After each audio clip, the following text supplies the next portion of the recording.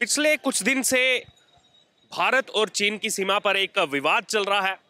तवांग की सीमा पर वो विवाद चल रहा है। हम जानते हैं इससे पहले भी जब से नई सरकार बनी है 2014 में एनडीए सरकार आई है, उसके बाद से चाहे फिर वो डोकलाम का मुद्दा हो या फिर गलवान का मुद्दा हो, और अब जो तवांग का मुद्दा इसमें सामने आ रहा है, इसको लेकर के जो है चौतरफा बयान सामने आ रहे हैं। अगर बात की जाए विपक्षी दलों की, तो विपक्षी दल लगातार केंद्र सरकार से सवाल उठा रहे हैं। और अब सवाल किया जा रहा है कांग्रेस पार्टी की तरफ से, जो इंपोर्ट और एक्सपोर्ट चलता है चाइना के साथ, जो ट्रेड चलता है भारत का, उसको लेकर के सवाल किए जा रहे हैं। हालांकि अभी हाल ही में लोकसभा का जो विंटर सेशन है वो भी कंप्लीट हुआ, और इस दौरान जो अलग अलग फैक्ट्स हैं वो सरकार ने इसमें सामने रखे कि इसमें पहले जो है कितना ट्रेड किया जाता था, अभी कितना ट्रेड किया जा रहा है, क्या इसमें चैलेंजेस हैं इस ट्रेड को। अगर बात की जाए जो इंपोर्ट इतनी ज़्यादा मात्रा में किया जाता है, कैसे उस इंपोर्ट को कम किया जाए, कैसे अपना एक्सपोर्ट बढ़ाया जाए, इसको लेकर तमाम जो है बातें सामने रखी हैं। और इसी के अलावा इस समय अगर बात की जाए तो कुछ रिपोर्ट्स निकल करके सामने आ रही हैं। ये रिपोर्ट्स दर्शाती हैं कि कांग्रेस जो सवाल इस समय बीजेपी पर उठा रही है, आखिरकार खुद कांग्रेस अपने समय में उनका क्या रोल रहा था, चाइना के साथ ट्रेड में उनका कैसा रोल था। अगर बात की जाए आज से 22 साल पहले आपको ले चलते हैं, जब केंद्र में बीजेपी की ही सरकार थी, अटल बिहारी वाजपेयी उस समय मुख्यमंत्री थे। उस समय जो अगर बात की जाए आयात की, जो हम इंपोर्ट करते थे चाइना से, उसकी मात्रा काफ़ी कम थी।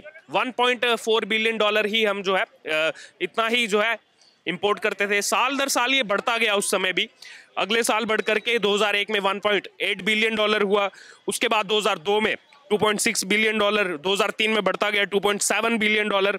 इसके बाद आप ड्रास्टिक चेंज देखिए, वो चेंज किस तरह से आया। 2004 में जब सरकार बदली, यूपीए की सरकार आई, यूपीए 1 आई, मनमोहन सिंह उस समय जो है प्रधानमंत्री बने, उनको ग्रेट इकोनॉमिस्ट भी कहा जाता है। उस समय आप देखिए किस तरह ये जो बदलाव हुआ चीन के साथ, हमारा जो इंपोर्ट था वो एकदम तेजी से बढ़ता गया। और 2003 में जो इंपोर्ट 2.7 बिलियन डॉलर था, 2004 में एकदम से बढ़कर के 6 बिलियन डॉलर चला गया। और साल दर साल ये बढ़ता गया और इतनी ज़्यादा ड्रास्टिक मात्रा में बढ़ता गया कि इसको कंट्रोल करना मुश्किल सा हो गया किसी के लिए भी। 2005 आते आते लगभग जो है 10 बिलियन डॉलर के आसपास ये ट्रेड चला गया इंपोर्ट का। 2006 आते आते 15.8, 2007 आते आते 24 बिलियन डॉलर से ज्यादा हम जो है आयात करने लगे चाइना से।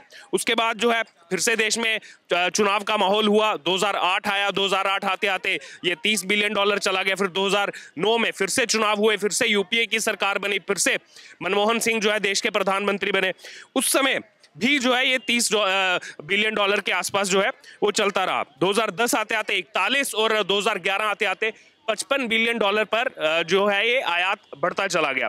वहीं 2012 आते आते 53 बिलियन डॉलर चला गया। और जब तक का डोकलाम इशू सामने आया, डोकलाम इशू 2017 में सामने आया, उस समय ये जो ट्रेड है ये 76 बिलियन डॉलर तक जा चुका था।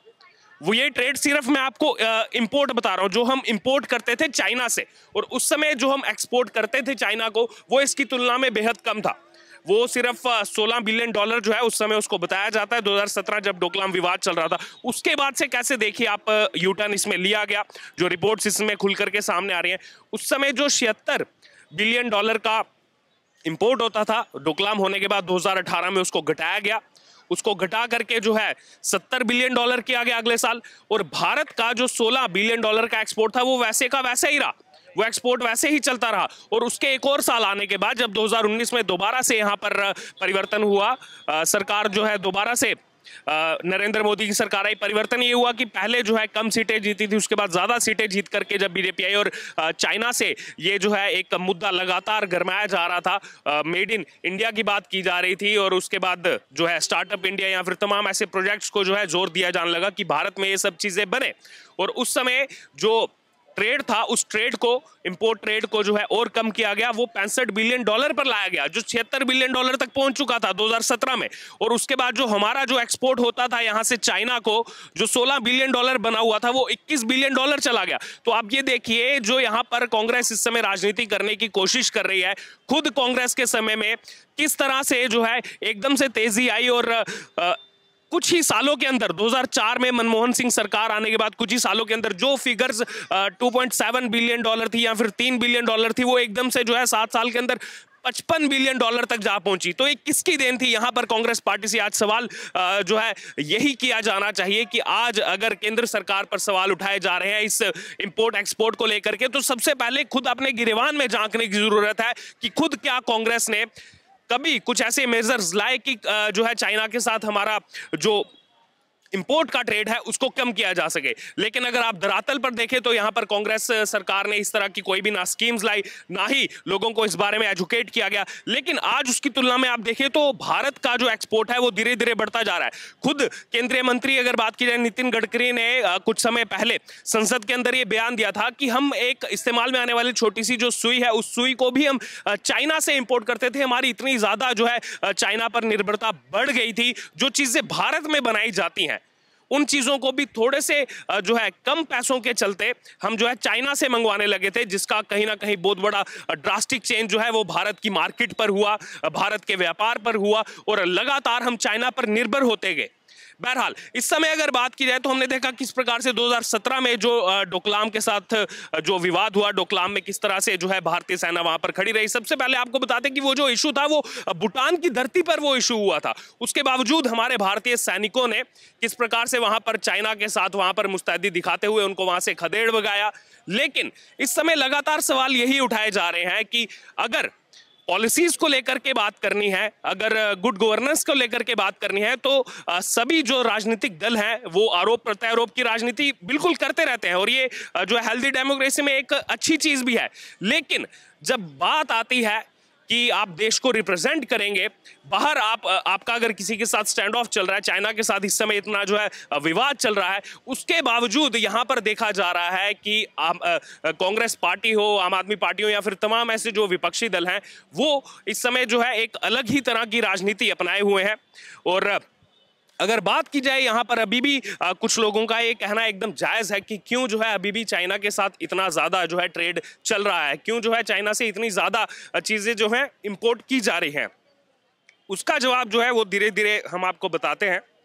हमने देखा किस प्रकार से जब गलवान वाला इंसिडेंट हुआ उसके बाद चाइना के साथ जो सामान था उसको बॉयकॉट करने की बात शुरू हुई। और जैसे ही कोरोना काल आया, इस बीच कोरोना काल में हमने देखा कि जितनी बड़ी बड़ी कंपनीज जो चाइना में मैन्युफैक्चर करती थी अपने सामान को, उन्होंने चाइना से निकलना शुरू किया। चाइना से निकलते निकलते बाकी जो साउथ ईस्ट एशिया है वहां पर जाकर के इन्होंने जो अपना सेटअप स्टार्ट किया। अगर बात की जाए यहाँ पर एक बहुत बड़ी कंपनी आती है एप्पल, वो एप्पल कंपनी जो आज भारत में कई सारे लोग उस एप्पल का फोन जो है यूज करते हैं, वो अपने आप को एक प्रतिष्ठित व्यक्ति जो है महसूस करते हैं एप्पल का फोन यूज करने के बाद। वो एप्पल के फोन जो है चाइना में बनाए जाते थे। अब एप्पल ने ये निर्णय किया कि हम जो है चाइना से अपना जो है कंपनी को सेटअप को हटाएंगे और धीरे धीरे जो इसका प्रोडक्शन है, जो मैन्युफैक्चरिंग की जाएगी, उसको जो है वहां से हटा करके किसी और देश में ले जाएंगे। और वही भारत को उन्होंने चुना। भारत के अंदर जो है धीरे धीरे उन्होंने अपने जो है प्रोडक्शन की साउथ इंडिया में जो है अपने फोन्स बनाने की प्रोडक्शन शुरू की। और आने वाले समय में ऐसा माना जा रहा है कि 2025 तक, यानी कि अब 2023 आने वाला है, उसके बाद 2 सालों तक 2025 तक भारत में हर इस्तेमाल होने वाला जो तीसरा एप्पल का मोबाइल फोन होगा वो खुद इसी देश के अंदर बना होगा, भारत के अंदर बना होगा, मेड इन इंडिया के अंदर बना होगा। ये सवाल इसीलिए इस समय उठाए जा रहे हैं क्योंकि कल जब भारत जोड़ो यात्रा दिल्ली में पहुंची तो राहुल गांधी ने वहां पर यह सवाल उठाया कि मैं चाहता हूं कि अगर चाइना के अंदर भी कहीं कोई मार्केट में निकले तो उसमें जो है मेड इन इंडिया प्रोडक्ट हो। लेकिन ये तब पॉसिबल होगा जब सरकार का साथ जो है सभी पार्टियां देंगी, सभी लोग देंगे, क्योंकि सरकार लगातार आत्मनिर्भर भारत की बात कर रही है, लोगों से अपील कर रही है कि खुद जो है आत्मनिर्भर बने, चाहे उसमें वो स्टार्टअप इंडिया की बात हो, डिजिटल इंडिया की बात हो, सब में जो है सरकार लोगों की मदद करने के लिए जो है अपने से खुला हैंड रख रही है। लेकिन लोगों की भी यही वही नैतिक जिम्मेदारी बनती है कि चंद पैसों के लिए हम जो है चीन को ना देखें, क्योंकि यही एक बहुत बड़ा कारण था चीन को जो देखा जा रहा था एक लंबे समय से, वो चंद पैसों के लिए देखा जा रहा था कि वहां से जो सामान आता था उसकी जो कॉस्ट है वो थोड़ी सी कम होती थी। बहरहाल ये हमने जो आपको रिपोर्ट बताई, इसमें बताया किस प्रकार से 2000 से यानी कि आज से 22 साल पहले से कैसे हमारा चीन के साथ जो ट्रेड चल रहा है उसमें कब इजाफा हुआ, कब कितना ज्यादा इजाफा हुआ। अगर आप इसका रेशियो प्रॉपर देखें, अगर प्रॉपर आप फैक्ट्स पे जाए तो आप देखेंगे 2004 से 2012 तक, यानी कि यूपीए 1 और यूपीए 2 के अगर आप इस पे 3 साल ले लें, यानी कुल इन 8 सालों में ये जो इजाफा है ये लगभग जो है 17 से 18% तक हुआ। ये कांग्रेस के शासनकाल में हुआ, क्योंकि कांग्रेस उस समय मेन पार्टी थी यूपीए के अंदर। वहीं आप एनडीए के समय में ये डिफरेंस देखेंगे, जब बीजेपी की सरकार आई, नरेंद्र मोदी की सरकार आई, खास तौर पर मैं इसमें मेंशन करना चाहूंगा कि डोकलाम विवाद के बाद जो है इसमें कहीं ना कहीं डिफरेंस देखने को मिला। हम अपना एक्सपोर्ट जो है वो धीरे धीरे बढ़ा रहे हैं और हमारी जो निर्भरता है चीन पर वो धीरे धीरे कम हो रही है। लेकिन इसमें जरूर थोड़ा समय और लगेगा, क्योंकि ये एक दिन में होने वाली चीज नहीं है। जब हम इतना ज्यादा निर्भर हो गए, कुछ सालों के अंदर हमने बिल्कुल ओपन हैंड दे दिया चाइना को, तो एक दिन के अंदर जो है सरकार से ये मांग करना कि हम बिल्कुल अपना ट्रेड जो है खत्म कर दे, ये बिल्कुल भी पॉसिबल नहीं है। अगर इसको कॉमर्स की टर्म्स में देखा जाए तो इसको यकीनन आने वाले कुछ साल लगेंगे, लेकिन जितना ज्यादा लोगों का और बाकी पॉलिटिकल पार्टीज का इसमें अगर सहयोग रहेगा तो उतनी जल्दी हमारा जो इंपोर्ट है वो चाइना के साथ कम होगा और एक्सपोर्ट जो है उसको हम बढ़ाते जाएंगे।